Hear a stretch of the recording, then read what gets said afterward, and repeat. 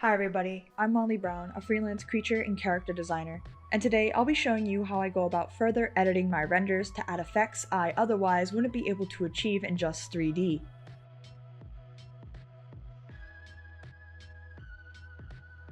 For my creature, I want to add some saliva since my creature is supposed to be animalistic. Drool can kind of help in selling that point.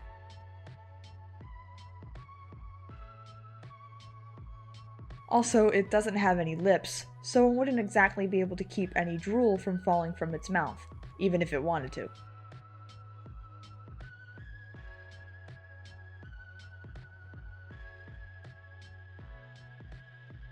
Strings of saliva clinging to the chin, or just straight up falling from it, are a great effect too.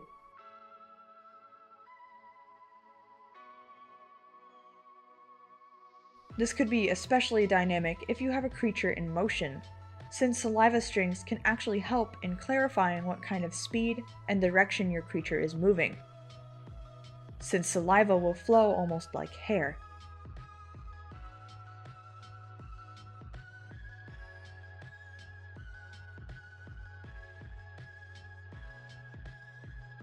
I typically take a swatch from the other highlights on my creature, just in case pure white would stand out too much.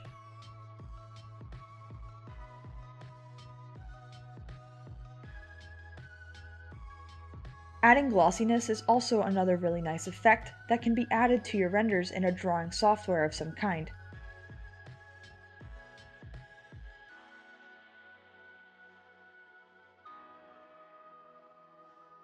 Typically, the sharper the highlight, the glossier the surface.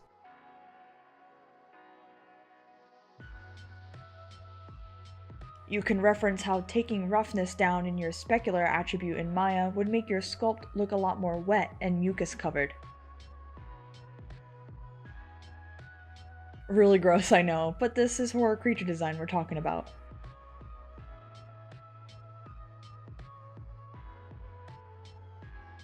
The only areas I'll probably be adding some sharper highlights to is around the gums and teeth.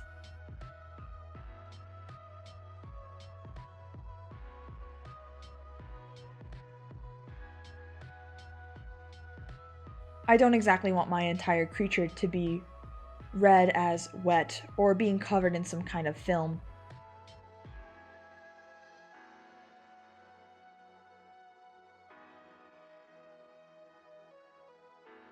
I just want its gums and teeth to look kind of gross.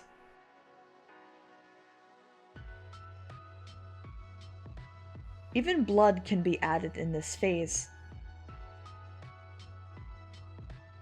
I already have subtle hints of blood in my poly paint, but even more blood can be added in this paint over phase.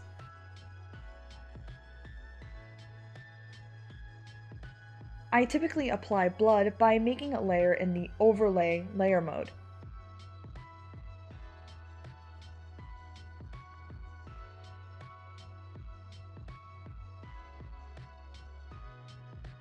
This way all the texture, shadows, and highlights on my raw render will be recognized, even as I'm painting blood over the top of it.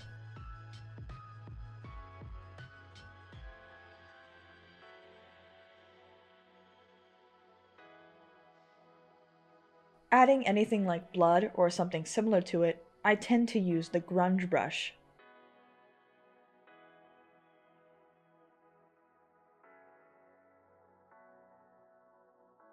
I try to stay away from brushes that lack any kind of texture.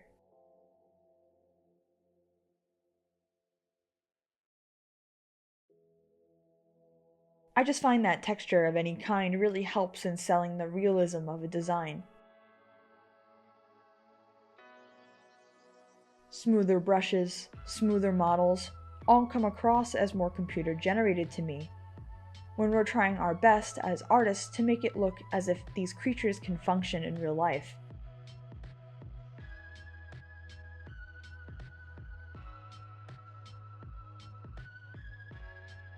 A lot of times when your sculpt is translated from ZBrush to Maya, its textures can kind of get washed out.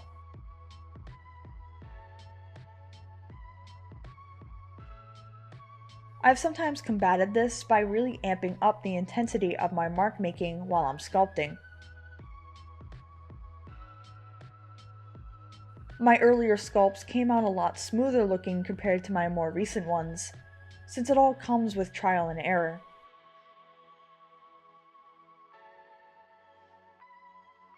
I now know to make my textures a lot more intense than I originally thought.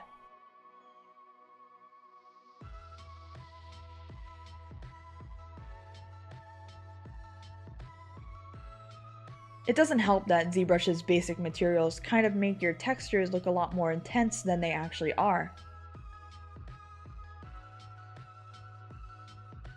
In the ZBrush workspace, the shadows are a lot stronger, and this also depends on the specific light placement.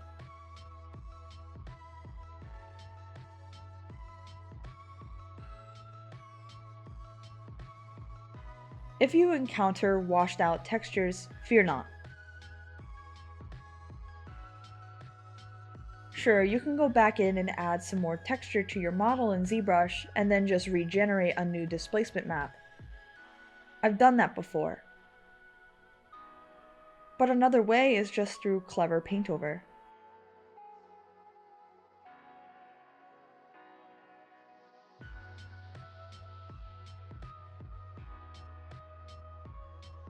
This is where you can experiment with all kinds of brushes and use the overlay layer mode to overlay these textures on top of your model to see how they might affect it.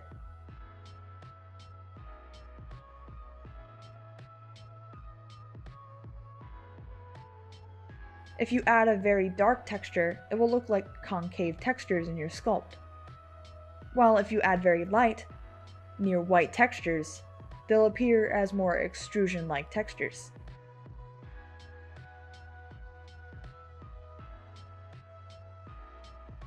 Not only that, I've done a lot of edits where I used a copyright-free image from Unsplash and used all different kinds of layer modes to get different effects.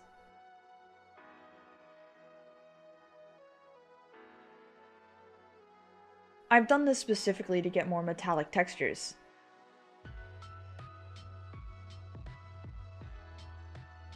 If you look up things like metal or rusted metal on Unsplash, actual texture image will come up. I use Unsplash to find textures more than anything else.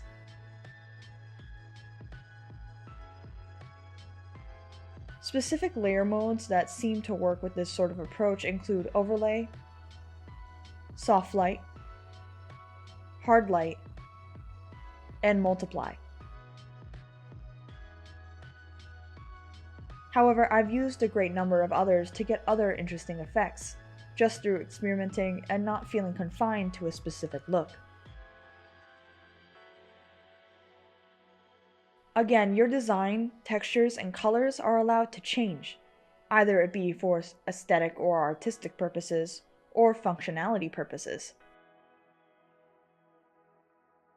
This design isn't for a client.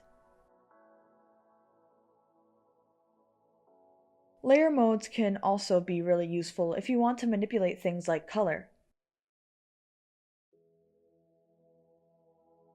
The color layer mode is exceptionally helpful in allowing you to paint colors over your raw renders without changing the shadows, highlights, textures, etc. It's almost like you're repainting your model if you get intense enough with it.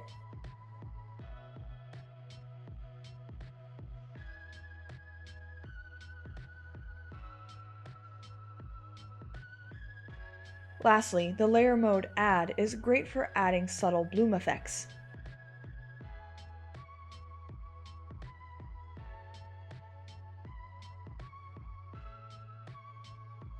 There is an option to add bloom in Procreate, but this will end up intensifying the highlights of your model, and sometimes wash out your creature's details with an overly bright light.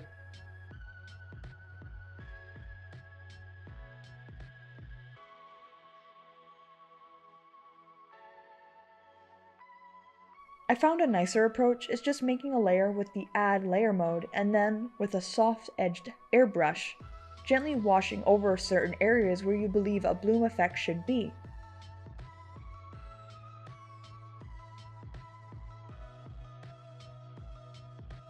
This way you have more control of the bloom.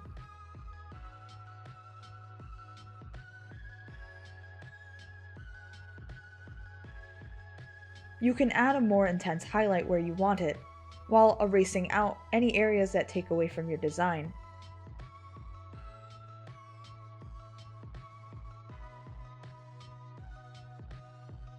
You can also easily lower the opacity to make the effect even more subtle.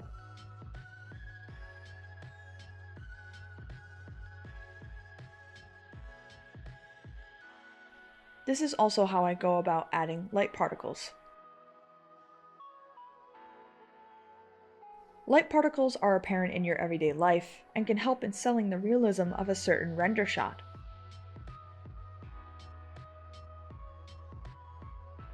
When there's a bright light, either coming in or reflecting off an object, more than likely there are little particles in the air that you can see.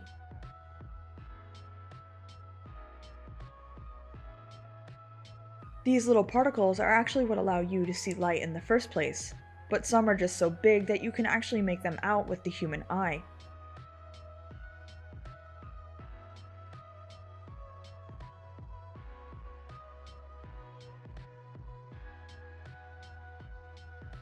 I tend to add these in areas where my sculpt or creature is reflecting quite a bit of light.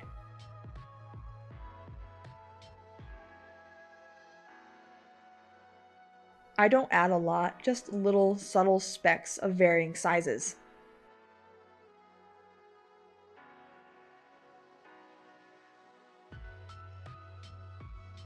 In fact, I add these little light specks mostly in places I added bloom.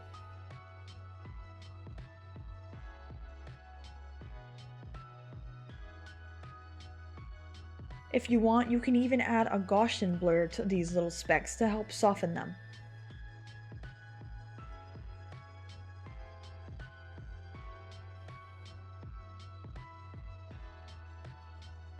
In the next video, we'll be going over the final edits to be made to our renders: saturation, color balance, sharpness, and more.